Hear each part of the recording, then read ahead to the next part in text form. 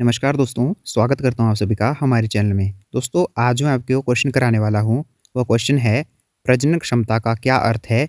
भारत में प्रजनन क्षमता को प्रभावित करने वाले निर्धारकों की व्याख्या कीजिए।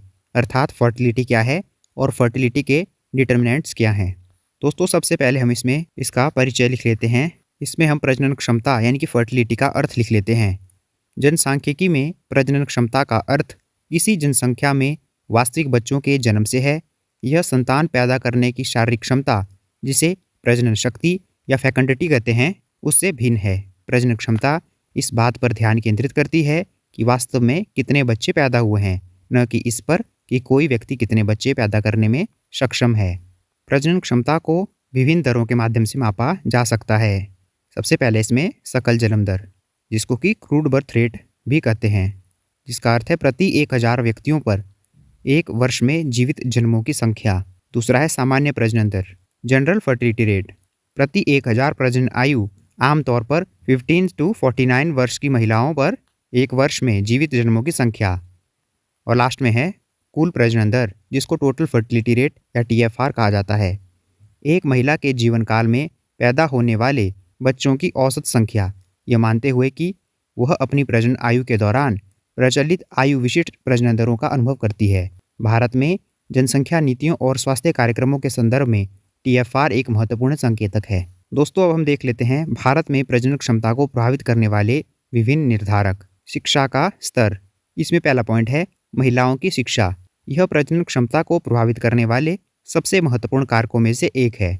शिक्षित महिलाएं आमतौर पर देर से शादी करती हैं, परिवार नियोजन के तरीकों के बारे में अधिक जागरूक होती हैं, स्वास्थ्य सेवाओं तक उनकी पहुंच बेहतर होती है और उन्हें अपने प्रजनन निर्णयों में अधिक स्वायत्तता मिलती है। अगला है पुरुषों की शिक्षा। पुरुषों की शिक्षा भी परिवार नियोजन निर्णयों में उनके सहयोग और बच्चों की संख्या के प्रति उनके दृष्टिकोण को प्रभावित कर सकती है। अगला है सामाजिक आर्थिक स्थिति। इसमें पॉइंट है आय और गरीबी।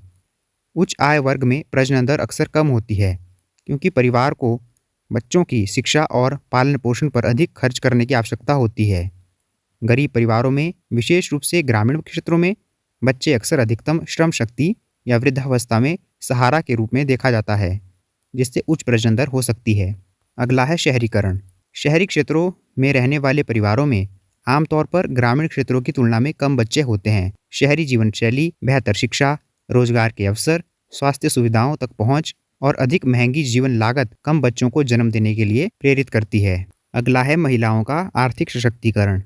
जब महिलाएं आर्थिक रूप से स्वतंत्र होती हैं और उनके पास रोजगार के अवसर होते हैं, तो वे देर से शादी करने और कम बच्चे पैदा करने का विकल्प चुन सकती है, क्योंकि वे अपने करियर और आर्थिक स्थिरता को प्राथमिकता देती हैं। विवाह की आयु और पैटर्न, इसमें है विवाह की औसत आयु में वृद्धि। भारत में लड़कियों और लड़कों दोनों के लिए विवाह की औसत आयु में वृद्धि हुई है। देर से विवाह का अर्थ होता है प्रजनन अवधि का कम होना और इस प्रकार कम बच्चे पैदा होने की संभावना। स्वास्थ्य सेवाएं और परिवार नियोजन, इसमें पॉइंट है गर्भ निरोधक तक पहुंच। आधुनिक गर्भ निरोधक तरीके जैसे गर्भ निरोधक गोलियां, अंतर्गर्भाशयी उपकरण IUDs, बंध्यकरण तक पहुंच और उनका उपयोग प्रजनन दर को कम करने में महत्वपूर्ण भूमिका निभाता है। भारत सरकार के परिवार नियोजन कार्यक्रम ने इस दिशा में महत्वपूर्ण प्रगति की है। मातृ एवं शिशु मृत्यु दर में कमी। जब शिशु मृत्यु दर अधिक होती है तो माता पिता अधिक बच्चे पैदा करते हैं, ताकि यह सुनिश्चित हो सके कि कम से कम कुछ बच्चे जीवित रहें। बेहतर स्वास्थ्य सेवाओं और शिशु मृत्यु दर में कमी से यह चिंता कम होती है, जिससे परिवारों को कम बच्चे पैदा करने के लिए प्रोत्साहन मिलता है। अगला पॉइंट है स्वास्थ्य जागरूकता। प्रजनन स्वास्थ्य और परिवार नियोजन के बारे में बढ़ती जागरूकता लोगों को सूचित निर्णय लेने में मदद करती है। सांस्कृतिक और धार्मिक कारक। पुत्र वरीयता। भारत के कई हिस्सों में पुत्र की गहरी वरीयता बनी हुई है। यदि पहला या दूसरा बच्चा लड़की होता है तो परिवार अक्सर तब तक बच्चे पैदा करने की कोशिश करता रहता है जब तक कि एक लड़का न हो जाए, जिससे कुल प्रजनन दर बढ़ जाती है। बड़ा परिवार मानदंड। कुछ समुदायों या धार्मिक समूहों में बड़े परिवारों को सामाजिक प्रतिष्ठा या आशीर्वाद का प्रतीक माना जाता है। परंपराएं और रीति रिवाज। कुछ पारंपरिक मान्यताएं और रीति रिवाज, जैसा कि परिवार की विरासत को आगे बढ़ाना या बुजुर्गों के लिए समर्थन सुनिश्चित करना, उच्च प्रजनन दर में योगदान कर सकते हैं। नीतिगत हस्तक्षेप और सरकारी योजनाएं। इसमें पॉइंट है परिवार नियोजन कार्यक्रम।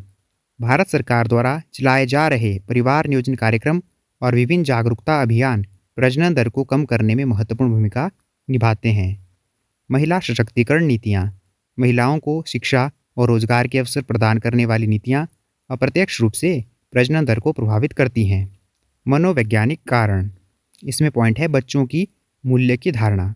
आधुनिक समाज में बच्चों को अक्सर उपभोक्ता वस्तु के रूप में देखा जाता है, जिन पर शिक्षा और पालन पोषण के लिए अधिक निवेश की आवश्यकता होती है। यह प्रवृत्ति कम बच्चे पैदा करने के निर्णय को प्रभावित करती है। जीवन शैली और आकांक्षाएं। उच्च जीवन स्तर और बेहतर भविष्य के लिए व्यक्तिगत आकांक्षाएं भी कम बच्चे पैदा करने के निर्णय को प्रभावित कर सकती हैं। तो दोस्तों, यहाँ पर हमने भारत में प्रजनन क्षमता को प्रभावित करने वाले विभिन्न निर्धारक पढ़ लिए हैं, जिसमें मुख्य पॉइंट है शिक्षा का स्तर, सामाजिक आर्थिक स्थिति, महिलाओं का आर्थिक सशक्तिकरण, विवाह की आयु और पैटर्न में बदलाव, स्वास्थ्य सेवाएं और परिवार नियोजन, स्वास्थ्य जागरूकता, सांस्कृतिक और धार्मिक कारक, परंपराएं और रीति रिवाज, नीतिगत हस्तक्षेप और सरकारी योजनाएं, मनोवैज्ञानिक कारक। दोस्तों, ये सभी पॉइंट हैं भारत में प्रजनन क्षमता को प्रभावित करने वाले विभिन्न निर्धारक। दोस्तों, यह था हमारा आज का टॉपिक, प्रजनन क्षमता का अर्थ लिखिए, भारत में प्रजनन क्षमता को प्रभावित करने वाले विभिन्न निर्धारक। अगर आपको हमारी आज की वीडियो अच्छी लगी हो तो आप इसे लाइक कर सकते हैं, शेयर कर सकते हैं और चैनल को सब्सक्राइब कर सकते हैं। धन्यवाद दोस्तों।